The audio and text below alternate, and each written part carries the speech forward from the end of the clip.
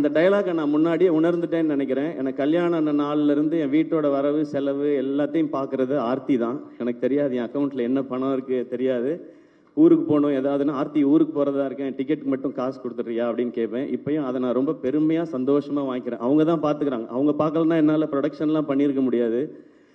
So Aarthi அவங்க எனக்கு ஒரு பவுன் தாயாக தான் தெரிஞ்சாங்க. இந்த மாதிரி ஒவ்வொரு வீடுகள்லையும் அவங்களுக்கு சின்ன சம்பளமாக இருந்தாலும் கொஞ்சம் காசாக இருந்தாலும் அதை அங்கங்கே சேமித்து வச்சோ இல்லை குழந்தைங்களை பார்த்துக்கிட்டோ இப்படி வீட்டில் இருக்கிற ஒவ்வொரு அம்மாக்களுக்கும் அக்காக்களுக்கும் தங்கச்சிகளுக்கும் சகோதரிகளுக்கும் இவங்க எல்லாருக்குமான ட்ரிபியூட்டும் சமர்ப்பணம் தான்.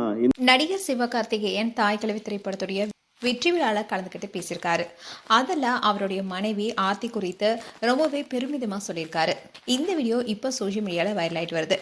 அண்ட் இதை பார்த்த ஃபேன்ஸ் எல்லாருமே என்ன சொல்லிட்டு வராங்கன்னா, விஜயன் சங்கீதாவுடைய விஷயம் இப்போ பூதாகரமாக போயிட்டு இருக்கும்போது இப்படி மனைவி தான் தனக்கு ஃபுல் சப்போர்ட்டாக இருக்காங்க, அவங்க இந்த அளவுக்கு எனக்கு சப்போர்ட்டாக இருக்கிறதுனால தான் நான் இப்போ ப்ரொடியூசராக மாறியிருக்கேன்னு வெளிப்படையாக சொல்லியிருந்தாரு. ஸோ இதை பார்த்த நெட்டிசன்ஸ் எல்லாருமே விஜயோடைய மனைவி சங்கீதா அவருடைய குடும்பத்துக்காக பல விஷயங்களை செஞ்சுருக்காங்க.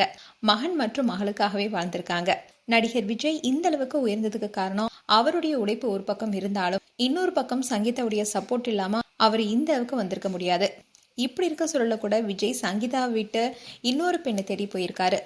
அப்படி பார்க்கும்போது சிவகார்த்திகேயன் அவருடைய மனைவி ஆர்த்தி குறித்து பெருமிதமாக பேசினது, ஒரு கலைஞன் எந்த அளவுக்கு உயர்ந்தாலும் கூட அவருக்கு உறுதுணையாக இருந்தவங்களை என்றைக்குமே மறக்கக்கூடாதுன்னு சொல்லிட்டு வராங்க. மேலும் உங்களுடைய கருத்துக்களை கமெண்ட் செக்ஷன் சொல்லுங்கள். இது போன்ற வீடியோஸை பார்க்க நியூஸ் தமிழ் கிட் சேனலை சப்ஸ்கிரைப் பண்ணுங்கள். மறக்காமல் நோட்டிஃபிகேஷன் பட்டனை கிளிக் பண்ணுங்கள்.